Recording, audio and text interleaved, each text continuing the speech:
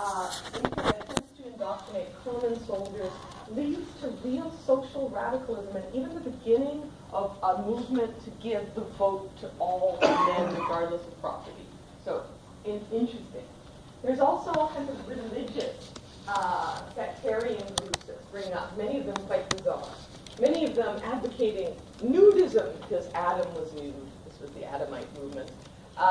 Free sex because nothing that, if you were elect, nothing you did was a sin. There were also Quakers and Shakers and Diggers and Levelers and so on. And even people who advocated gender equality, if you can believe that. So a crazy moment, the world turned upside down. The Republican experiment that follows the execution of the king and lasts for 11 years was widely subsequently viewed as a failure.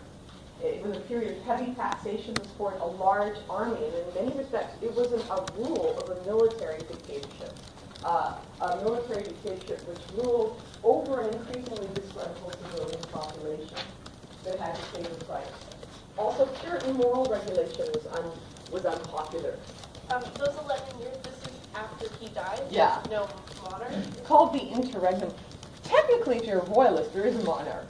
Charles II is immediately the monarch after. But that didn't help people of England much, or at least the royalists. And this is a period in which Puritan moral regulation becomes very important. I'm almost finished.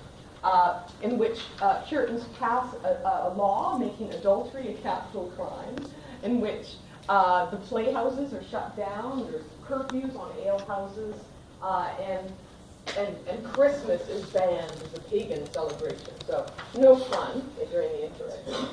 But also, I think the idea of the standing army, Cromwell's standing army, that is to say, a group of soldiers ready to go, left an indelible mark on the English memory. This idea that was tyranny. A republic was more tyrannical than a king, than a monarch. The execution of Charles I would always be associated with the so-called rule of the rump, a byword for illegitimate and scurrilous government. So a small minority, the worst part of the House of Parliament, the rump. So again, this idea that you can't have Parliament without that combination of which the king was an integral part, king, lord, commons. So the king is after the restoration of the monarchy, which happens in 1660, but after 1662, the Book of Common Prayer, the Anglican Prayer Book, includes a service on the 30th of January, I hope you're all observed, commemorating Charles the martyr of the Anglican Church, looking kind of very Catholic in his particular image. And as I think this last question or remark suggested, the execution of Charles I also created another king in the short term. A king who couldn't do much, whose attempts to pursue the Civil War ended in his defeat in 1651, but who nonetheless became, in the eyes of the royalists, the new king. The king is dead, long live the king, Charles II. So, as I mentioned, this idea of touching for scrofula, the king touching people, because the king had miraculous powers to cure diseases, was one that was revived as well after the Restoration. Charles II touched a lot of his female subjects and made some of them pregnant, but he also touched a bunch of people and cured them, supposedly, of scrofula. So that was a way that you could reinforce and sort of re-prop up the monarchy, the sanctity of the monarchy. And in times of political crisis, which we don't have time to talk about, but nonetheless are interesting, the king really touched a lot of people. So, this is my final slide. The regicide, implications and conclusions.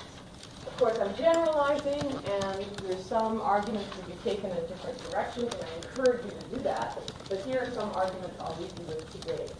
Is that the regicide, interestingly, unlike this idea that history repeats itself, actually set in motion a memory of something so terrible that the English decided they never wanted to repeat it. A Republican experiment, an experiment of rule by military cliques. They decided that there was no way they would ever go back there. As a result, the English decided they would put up with a monarchy in some form.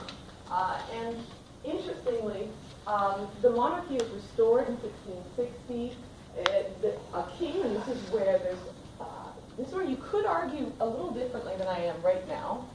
encourage you to do this.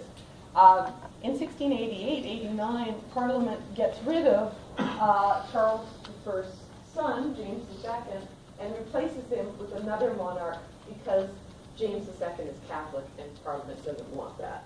But they retain the monarch, and I think that that's an important moment. So the balance of power does shift to Parliament after 1688-89. That's undeniable.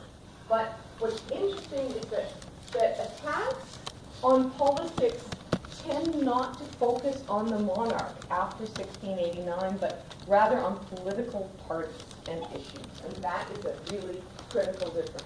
The post-1689 monarchy enjoys widespread legitimacy and consent. As the king becomes a symbol of national unity, paradoxically, however, the king and the queen and subsequent monarchs are more reliant on their public image, as we, of course, have seen in the last few years. In fact, it's the modern British monarchy. And as I mentioned, I'm a little out of order, that criticism of the state takes the form of parliamentary party politics. And this, I think, in many respects, and I'm not alone in this, that the regicide, the execution of Charles I, can account for what is a big mystery in English history, often referred to as the great non-event. And that is why, when the rest of Europe and parts of the world were swept by Republican storms and revolutions in the 18th century and later in the 19th century, and then the rest of the world in the 20th century, why did the English monarchy endure? And I think that this is one of the great moments, is that memory of the regicide and the subsequent Republican experiment was just too traumatic for anyone to ever want to repeat. So to a large extent, I think the execution of Charles I in 1649 is responsible for the fact that we still have a monarchy, however silly it may be at times today. So that's it. And I'm a little over time, but I think, do we have